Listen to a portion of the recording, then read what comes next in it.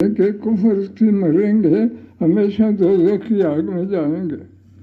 تو آپ نے حج پر فرما دیا تھا ارحموا من فی الارض یرحمکم من فی السماء۔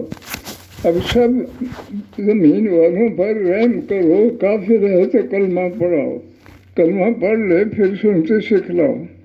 جو مسلمان ہے وہ نمازیں چھوڑ رہا ہو اسے توبہ کراؤ، کیونکہ نمازیں چھوڑ کر جو مرے گا تو 2,88,00,000 سال دوزخ کی آگ میں جلے گا۔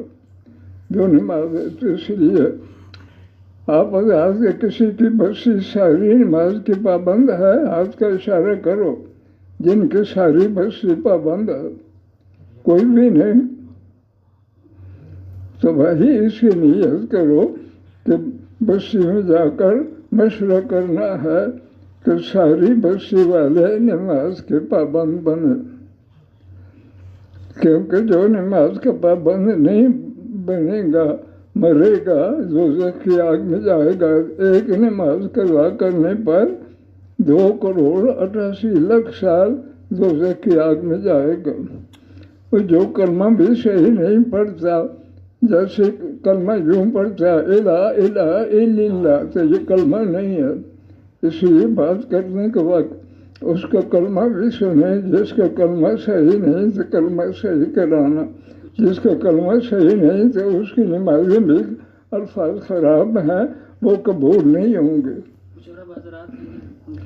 تو اس لیے کلمہ بھی صحیح کرنا اور نمازوں کے الفاظ بھی صحیح ہوں اور کپڑے بھی پاک ہوں۔ آج کل مشین بن گئی، لوگ مشین میں پاک پلیت کپڑے اکٹھے ڈال دیتے ہیں، وہ مشین بھی پلیت کپڑے بھی پلیت، نماز قبول نہیں ہوگی۔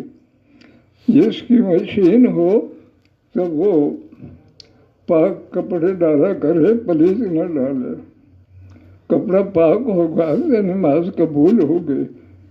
بازار سے بالکل نہ دھلائے، بازار والے سب پاک پلیت اکٹھے دھوتے ہیں، وہ مشین پلیت ہے۔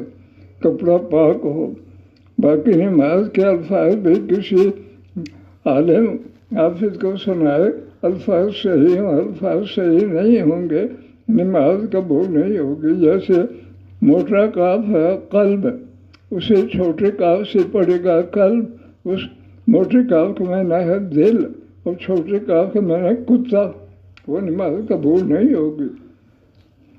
ساز کا سیرآخمین یا ذا الجلال والاکرام، اللہم اغفر للمؤمنین والمؤمنات والمسلمین والمسلمات وارحمهم وألف بين قلوبهم وأصلح ذات بينهم وانصرنا على عدوك وعدوهم، اللهم إنا نسألك خير ما سألك منه نبيك محمد صلى الله عليه وسلم، ونعوذ بك من شر ما استعاذك منه نبيك محمد صلى الله عليه وسلم، وأنت المستعان وعليك البلاغ، ولا حول ولا قوة إلا بالله العظيم، سبحان ربك رب العزة عما يصفون، سلام على المرسلين، الحمد لله رب العالمين، برحمتك يا أرحم